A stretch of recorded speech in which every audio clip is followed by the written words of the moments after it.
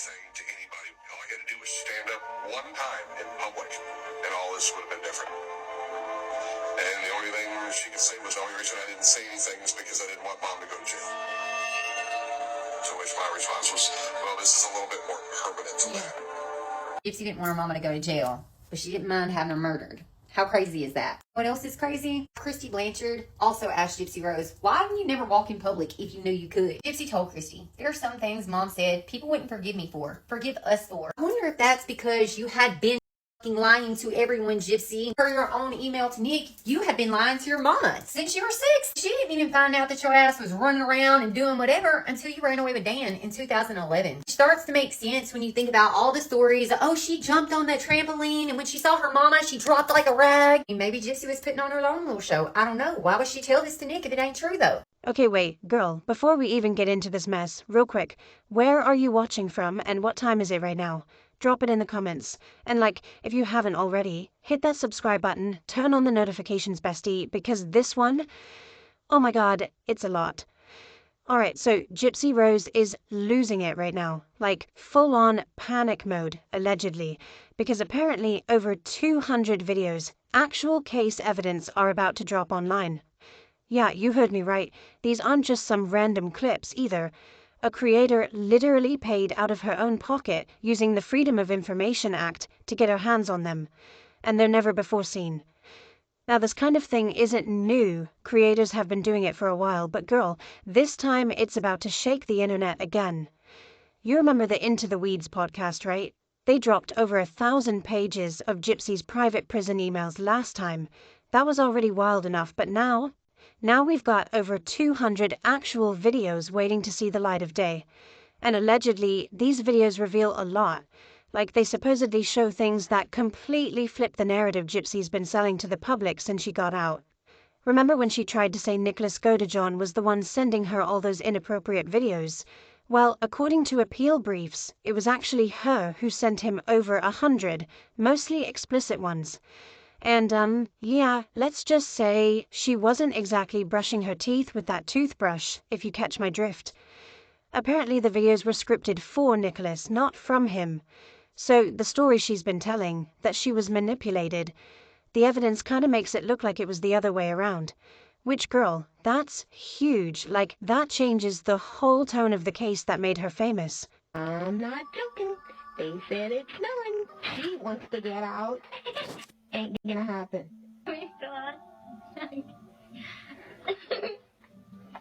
Dee Dee and Gypsy Rose Blanchard's story is one that continues to divide people.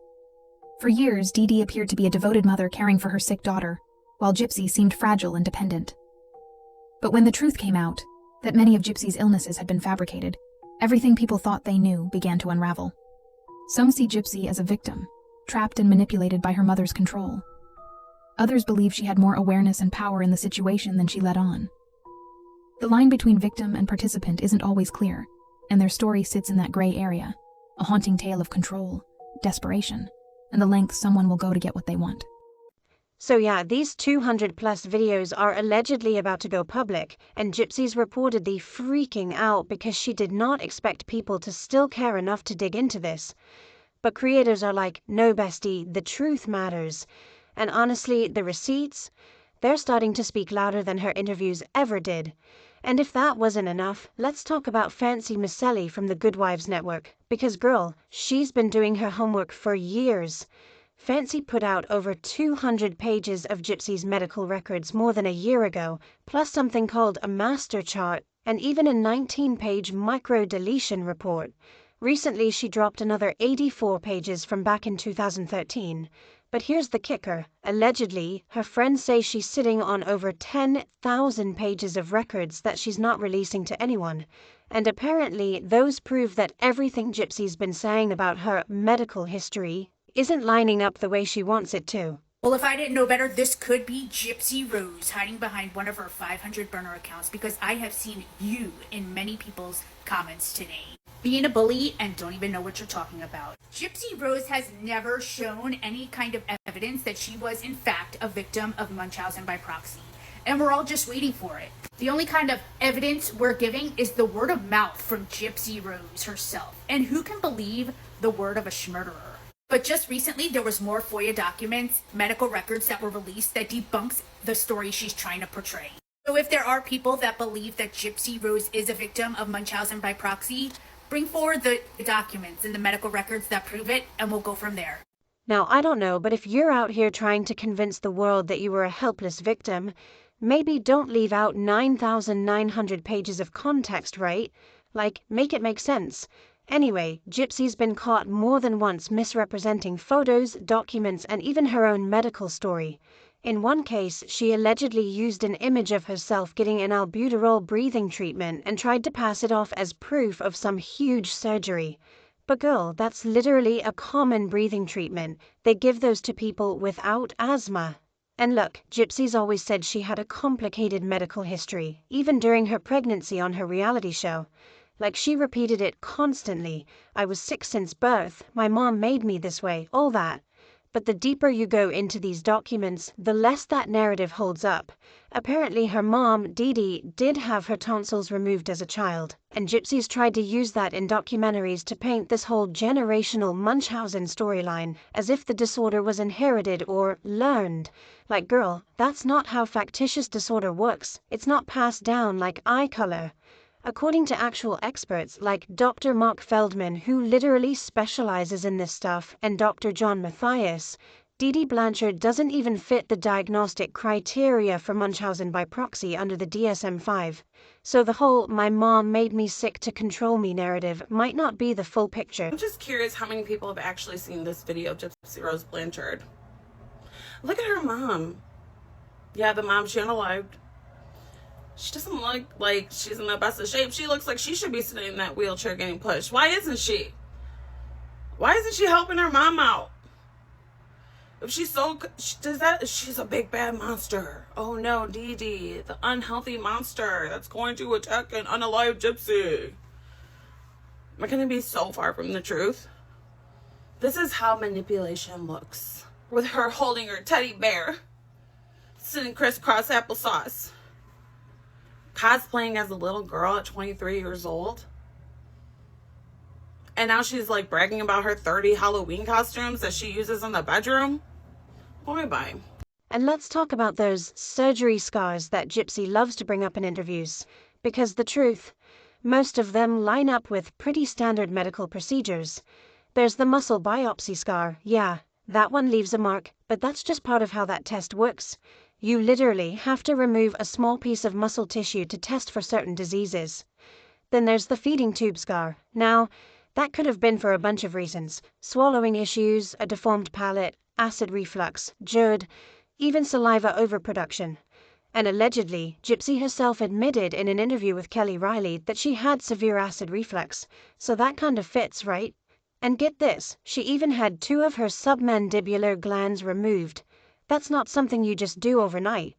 There were years of oral medication, physical therapy, Botox injections, like legit medical processes before that surgery even happened.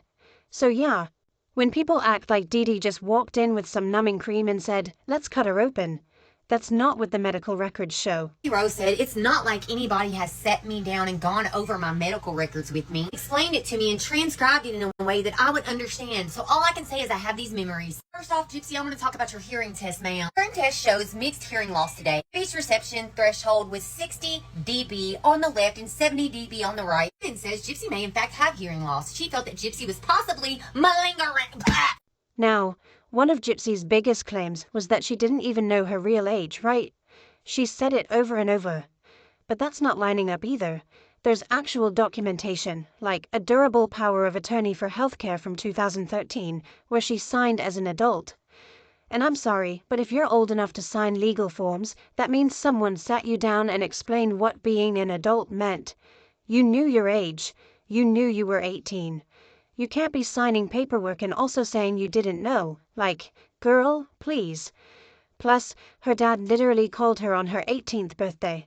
So even if she was isolated, it's not like she had zero awareness. She knew. And here's another thing people forget. Multiple doctors caught on. At least twice, Gypsy's own medical records say she was malingering, meaning she was faking symptoms. There was even a point when a doctor told Dee Dee to leave the room so he could test Gypsy himself. And she stood up. She stood up, proving she could walk. And then she still tried to say she couldn't feel her legs. Like, bestie, you were literally standing. Come on. The doctor even wrote that he suspected Munchausen syndrome or some related psychological condition on Gypsy's part. So when people say Dee Dee made her sick, there's a lot of evidence that Gypsy herself was actively involved in keeping up that illusion. So now, as all these records, documents, and alleged videos are coming out, Gypsy's entire image is kind of unraveling. Gypsy also told us she had to strap them boobies down, but right here the doctor said she had hair down there and breast growth. Gypsy also swears that her mom gassed the hell about them symptoms. Right here when her mom was telling them how long it had been since she had a seizure, she said 4 months. When you think if her mom was trying to make her look sick as hell, she'd be like, nah man, she had one last week and the week before. But no, Dee was like 4 months ago. Gypsy said her mama damn starved her, but this doctor right here said Gypsy is small for her age, but grown steadily. No recent unusual weight loss or weight gain. Now Gypsy, you also swore up and down that you thought you had cancer when your ass got arrested. Right there it says lymphoblastic leukemia at age 5 and has been in remission since. And instead of owning up, she's allegedly going into full narcissist mode. Denial, victimhood, deflection. It's giving, I don't remember, I was too traumatized, it's not my fault. Like, girl, that's not accountability. Here's the thing about narcissists, right? They can never admit the truth. It's not in their DNA. Their entire identity is this mask, their public image, their skin, if you will. And once you scratch it, it's chaos underneath. Gypsy's mask has always been that she's this poor, innocent victim of Munchausen's by proxy. That's her persona. But underneath, the patterns are classic narcissism, gaslighting, manipulation, playing the victim while controlling the narrative. You can see it in her relationship with Ryan, too. Like, 1 second she's love-bombing him, next she's discarding him. It's textbook. Narcissists flex their muscles by doing exactly that. Gaslighting, smearing, controlling. It's about dominance and image, not truth. Their brain, so to speak, is all about their inflated self-image. This is also when she had a bone marrow transplant at 5. Dee Dee was not actively saying Gypsy Rose had cancer. And in the post that Dee Dee made trying to get donations, she never said Gypsy Rose was actively fighting cancer. She said she had a history of acute lymphoblastic leukemia. There's Gypsy real big in that specially made Mandalorian suit. This report's in 2012, the other one's in 2013. Gypsy was treated for ALL at the age of 5 for 1 year and has been in remission. And if you want to find out the truth, read through your medical records, because they ran hella tests on you and you were answering some of the questions they asked. A lot of your damn medical records are self-explanatory with a shit ton of notes to explain things. Gypsy genuinely seems to believe she's this untouchable icon, best-selling author, celebrity, inspiration. Her world revolves around herself, but when it comes to empathy, the heart, there's just nothing there. Narcissists don't feel remorse. They don't feel genuine love. They mimic it to get what they want. And their skeleton, that's the lies. That's what keeps everything standing. Every fabrication about her illnesses, her age, her mother, her victimhood, those lies built the persona. And if she ever admits one lie, the entire structure collapses. That's why she can't come clean, because the moment she does, everything she's built, her fame, her sympathy, her narrative, it all falls apart. I'm getting really sick and tired of Gypsy Rose coming on social media, insulting our intelligence, feeding us a bunch of bullshit. It's each and every time Gypsy comes on and tells us some cockamamie story on what happened, when the evidence and pictures prove elsewise. Kind of like how in the interrogation room, she played the detectives for a complete fool, lying right to their faces, when clearly the evidence is right there. So in Gypsy Rose's interrogation, she completely lies to the detectives straight to his face. He calls her out many, many times. And she just goes on and on with this story that just doesn't add up. It doesn't add up. Just the way she tried to cover up the crime alone is crazy. She put dryer sheets under her mom's body to preserve the body. She also took down all the pictures of her in the hallway and throughout the home so the detectives couldn't find her or trace her down. She tried to clean up the BLOOD with carpet cleaner, or what was it, Windex? You can't make this shit up, for real. So to me, it's really just fascinating that Gypsy Rose doesn't think that people have common sense, education, or schooling to know the facts are the facts. And she's doing the same thing she did the interrogation to us on social media. She is feeding us a bunch of bullshit and sticking to the narrative, although the evidence, pictures, videos medical records, FOIAs say elsewise. She is sticking to the narrative and she won't let go. So yeah, bestie, the tea is boiling. Between the 200 unreleased evidence videos, the piles of medical records, and the ongoing drama, the truth about Gypsy Rose Blanchard might finally be catching up to her. Do I think she'll ever fully admit what really happened? Honestly? Narcissists don't do accountability, they do damage control. But I guess we'll see how far the internet is willing to dig this time. Anyway, girl, that's the tea for today. What do you think? Will these new videos change how people see Gypsy, or is she just gonna keep playing the victim card? Drop your thoughts in the comments, tell me where you're watching from, and what time it is right now, okay? Don't forget to like, subscribe, and turn on those notifications, bestie, because part 2, oh, it's about to get even messier. Mwah.